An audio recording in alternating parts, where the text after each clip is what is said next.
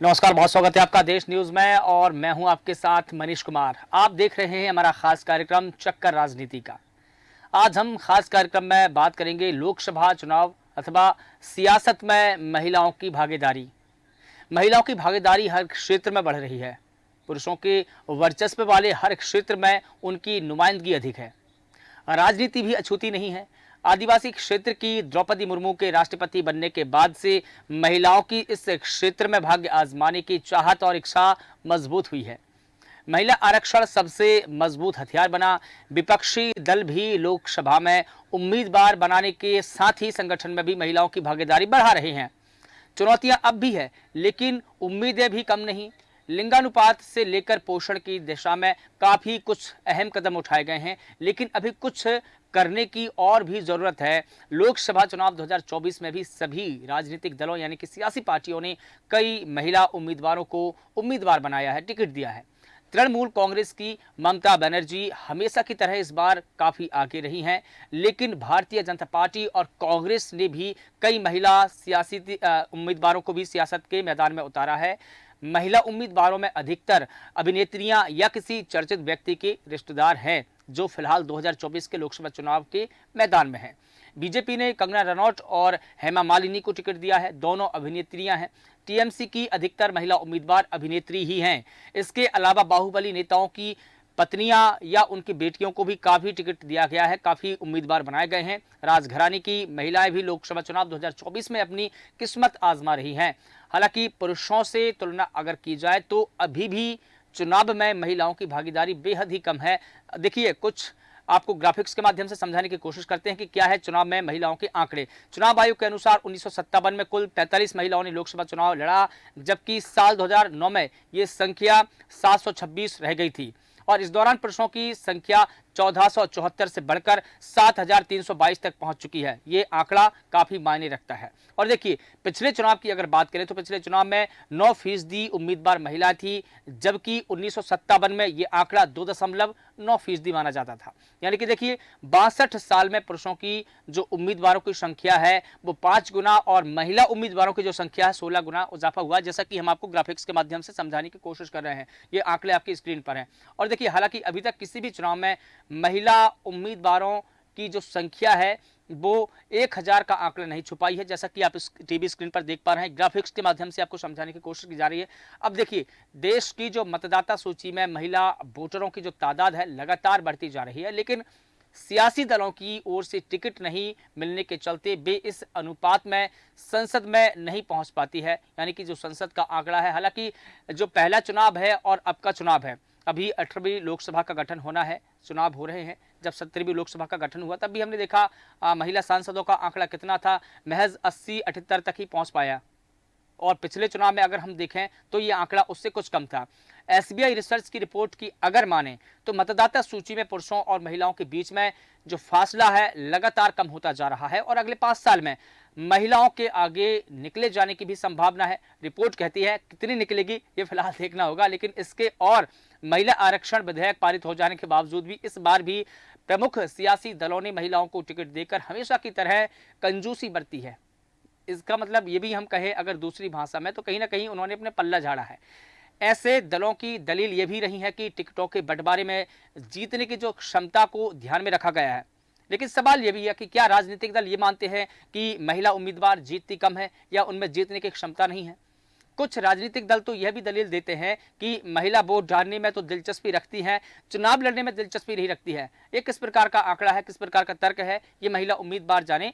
पहले चरण में जिन 102 सीटों पर मतदान हुआ है उनमें करीब 1625 उम्मीदवारों में से सिर्फ 134 महिलाएं हैं, यानी कि कुल उम्मीदवारों का 8% है। एसबीआई रिसर्च की ओर से जारी रिपोर्ट में कहा गया है कि केंद्र सरकार की कल्याणकारी योजनाओं के कारण लोकसभा और विधानसभा चुनावों में महिला मतदाताओं की तादाद तेजी से बढ़ी है।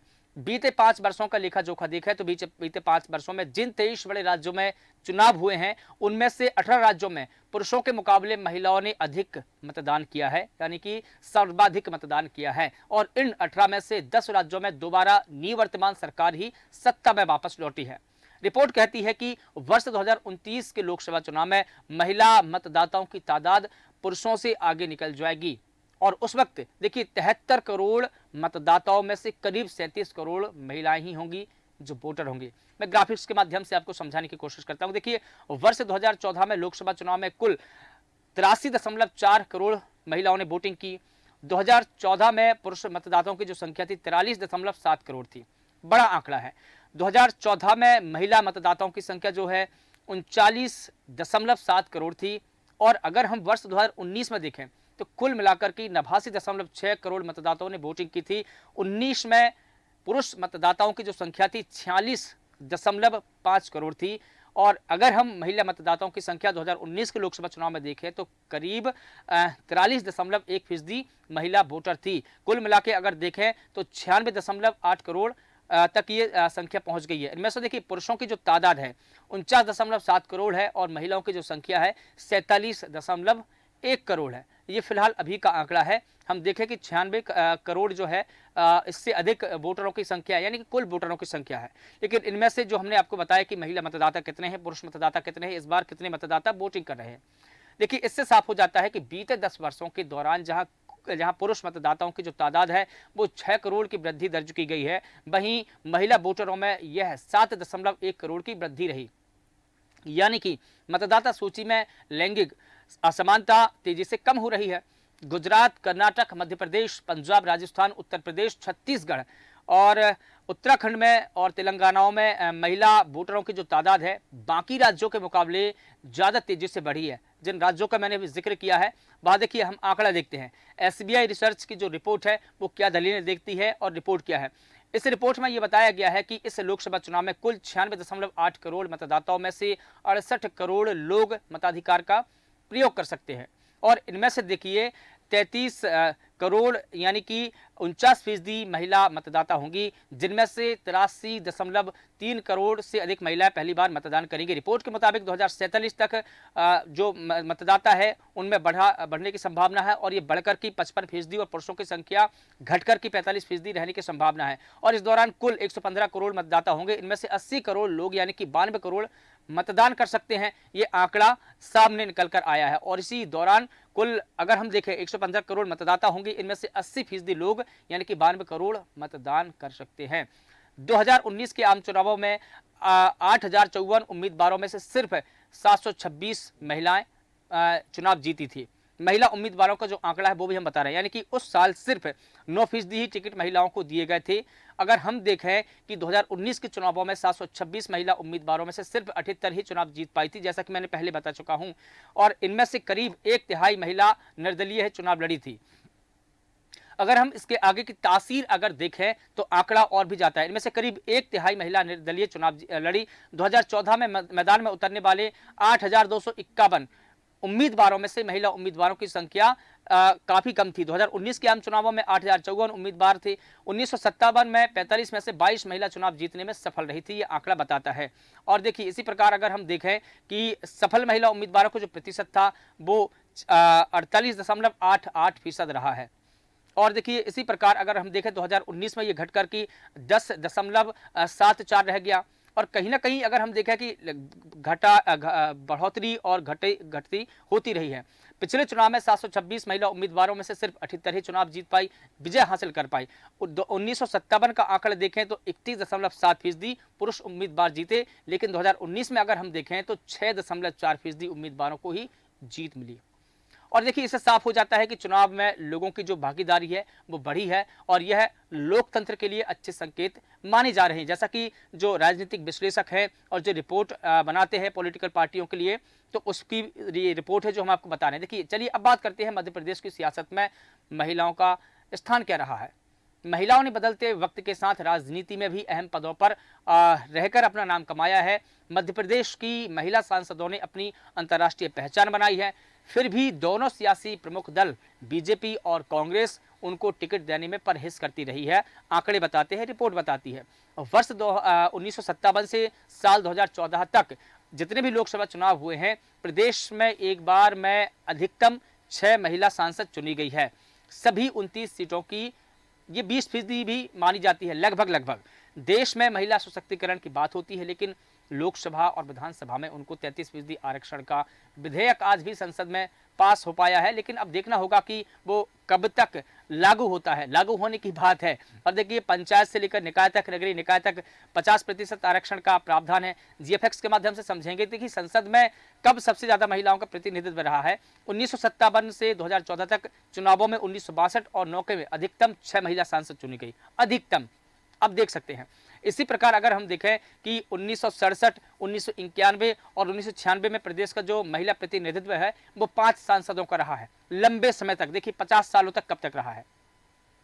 और अब बात करते हैं मध्य प्रदेश के चर्चित महिला चेहरों की, जिन्होंने न सिर्फ मध्य प्रदेश का बल्कि प्रतिनिधित्व किया है, बल्कि देश और प्रदेश की सियासत में एक खास छवि छोड़ी है, एक खास प्रतिनिधित्व बनाया। देखिए, ग्राफिक्स के माध्यम से समझने की कोशिश करेंगे।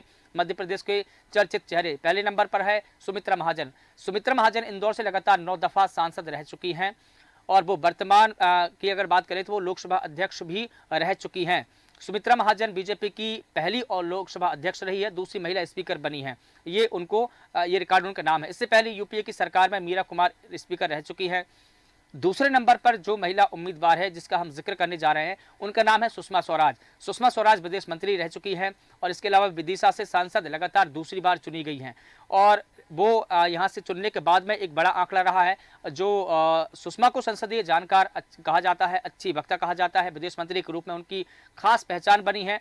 वे लोकसभा में नेता प्रतिपक्ष भी रही हैं। जो उनका भाषण है वो लगातार शानदार रहा है और वायरल होता रहा है, काफ़ी चर्चा उनकी होती है। अब तीसरी जिस महिला नेत्री की हम बात करेंगे उनका नाम है उमा भारती। उमा भारती केंद्रीय मंत्री रह चुकी है और वो उत्तर प्रदेश के झांसी से सांसद भी रह चुकी है, लेकिन इससे पहले वो मध्य प्रदेश के भोपाल और खजुराहो से भी सांसद रह चुकी हैं। उमा भारती मध्य प्रदेश की मुख्यमंत्री भी रह चुकी हैं और उन्होंने खास पहचान बनाई है। ओबीसी वर्ग से आती हैं वो, लेकिन उन्होंने न सिर्फ मध्य प्रदेश में बल्कि देश में भी पहचान बनाई है। अब हम चौथे नंबर पर जिस महिला की बात करेंगे वो उनका नाम है जमुना देवी।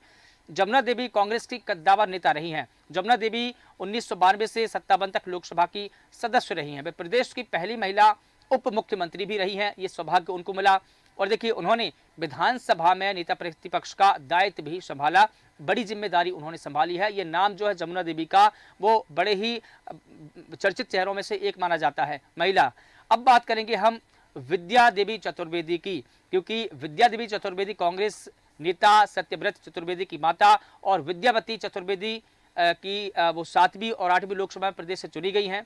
वे 1980 से लगातार 1989 तक सांसद रही हैं और उस दौर में वो कद्दावर नेता मानी जाती थी। उन्होंने संसद में कई मुद्दे उठाए हैं और महिलाओं से संबंधित या प्रदेश से संबंधित ये लगातार वो मुद्दे उठाते रही हैं, काफ़ी एक्टिव रही हैं राजनीति में और कांग्रेस का एक बड़ा नाम मानी जाती है। और देखिए, इसी प्रकार से महिला आरक्षण बिल लोकसभा और राज्यसभा से पास होने के बाद कानून तो बन चुका है। हालांकि यह एक नए परिसीमन के बाद में साल 2019 के चुनाव से लागू होने की संभावना यानी कि हो जाएगा। लेकिन अब राजनीतिक दलों की जिम्मेदारी है कि वे कितने महिला उम्मीदवारों को टिकट देकर चुनावी मैदान में खड़ा करती है। यदि हम मध्य प्रदेश में हुए 1957 से लेकर 2019 तक के लोकसभा चुनावों में महिला उम्मीदवारों के खड़े होने और विजयी होने का आंकड़ा देखें, एक परिदृश्य देखें, तो हालात कुछ और ही देखने को मिलते हैं। ग्राफिक्स के माध्यम से आपको समझाने की कोशिश करता हूं। देखिए, प्रदेश में सर्वाधिक महिला उम्मीदवार जो चुनी गई हैं उनकी हम जिक्र करना चाहते हैं। सुमित्रा महाजन 8 दफा सांसद चुनी गई है, वो लगातार मध्य प्रदेश का प्रतिनिधित्व करती रही हैं। विजय राजे सिंधिया लगातार 7 दफा सांसद चुनी गई हैं, वो लगातार मध्य प्रदेश का प्रतिनिधित्व करती रही हैं। इसके अलावा उमा भारती भी लगातार 5 दफा सांसद चुनी गई हैं, अलग अलग सीटों से चुनी गई हैं।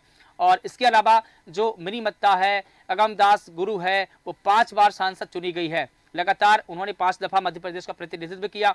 इसके अलावा जो सहोदरा बाई है 4 दफा सांसद चुनी गई हैं। इसके अलावा जो कुमारी पुष्पा देवी है वो 3 दफा सांसद चुनी गई हैं, वो लगातार मध्य प्रदेश के मुद्दों को उठाती रही हैं। इनके अलावा अगर हम बात करें तो जो केशर कुमारी है, विद्यावती है चतुर्वेदी, विमला वर्मा है, मैमुना है, सुल्ताना, यशोधरा राजे और सुषमा स्वराज, ये 2-2 बार मध्य प्रदेश से सांसद रह चुकी हैं और लगातार मध्य प्रदेश की राजनीति करी है उन्होंने। और जहां तक सफलता का सवाल है कि प्रदेश में सर्वाधिक बार चुनाव में विजय होने का रिकॉर्ड सुमित्रा महाजन के नाम पर है, वो 8 दफा मध्य प्रदेश से सांसद रही हैं, मध्य प्रदेश का प्रतिनिधित्व किया है। और वहीं विजय राजे सिंधिया की बात करें तो वो 7 बार लगातार विजय हो रही हैं। मिनी माता की अगर हम बात करें, मिनी माता अगमदास गुरु 5 बार लोकसभा के लिए चुनी गई हैं। इसके अलावा सहोदराबाई 4 बार विजय रही हैं। 1 से 3 बार विजय होने वाले जो अन्य महिला हैं उम्मीदवार रही हैं, उनमें महिला आरक्षण बिल पास होने के बाद अब नए परिसीमन जो होगा, जो सीटों का बंटवारा होगा, उसमें सीटों की वृद्धि होगी। और देखिए स्पष्ट है कि नई महिला आरक्षण कानून में महिला सीटों में भी वृद्धि होगी। 2029 के जो लोकसभा चुनाव होने वाले हैं, इसके बाद वहां पर महिला उम्मीदवारों की संख्या बढ़ेगी और महिला जो है चुनकर लोकसभा में जाएंगी। अब देखिए कुल मिलाकर अगर देखा जाए तो देश में राजनीतिक दलों या सियासी दलों का ऐसा माहौल है कि महिलाएं चाहकर भी राजनीति में हिस्सा लेने से कतराती हैं। उन्हें पार्टी में अपना स्थान बनाने के लिए कड़ी मशक्कत करनी पड़ती है, कड़ी मेहनत करनी पड़ती है, और तब जाकर उनको कहीं ना कहीं माकूम स्थान मिलता है, और मिलता भी है या नहीं ये भी सवाल है। साथ ही अन्य कई मुद्दों का सामना भी उनको करना पड़ता है। चूंकि महिला है तो महिलाओं से संबंधित तमाम प्रकार के मुद्दे उठते हैं, महिलाओं पर कई प्रकार की उंगलियां उठाई जाती है। यहाँ तक कि हमने देखा कि सियासत में चरित्र को लेकर भी महिलाओं के साथ में कैसी भद्दी भद्दी टिप्पणियां की गई है। लोकसभा चुनाव 2024 में भी हम उन टिप्पणियों का जिक्र कर रहे हैं। यह समय की मांग है कि भारत जैसे विशाल देश में मुख्य धारा की राजनीतिक गतिविधियों में महिलाओं को भागीदारी में समान अवसर मिलने चाहिए। महिलाओं को उन अवांछित बाध्यताओं को बाहर आने की पहल करनी स्वयं ही होगी, क्योंकि कहीं ना कहीं समाज उनको आगे आगे अपना हिस्सा नहीं देगा, बल्कि उनको अपने हक के लिए हुकूक के लिए लड़ना पड़ेगा, आगे आना पड़ेगा। जिनमें समाज ने जकड़ा हुआ है, जिन परिस्थितियों में, जैसे कि महिलाओं को घर के भीतर ही रहकर काम करने चाहिए, इसी प्रकार के जो तमाम टिप्पणियां हैं, तमाम बातें हैं, इन सभी से महिलाओं को निकलना पड़ेगा और अपनी लड़ाई खुद ही लड़नी पड़ेगी। 2029 का लोकसभा चुनाव होगा, महिला आरक्षण भी लागू होगा, सीटें कितनी बढ़ेगी, प्रतिनिधित्व कितना होगा, जीतकर कितनी जाती हैं, ये भी बड़ा सवाल है। महिलाओं को माना कि महिलाओं को टिकट दे दिया गया, महिला हार गई तो क्या करेंगे। बात महिलाओं के प्रतिनिधित्व की नहीं है, बात उनके हक और हुकूक की है, जो अभी तक उनको नहीं मिल पाया है उसकी है।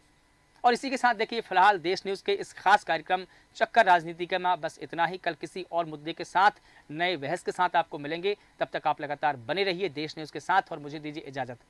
नमस्कार।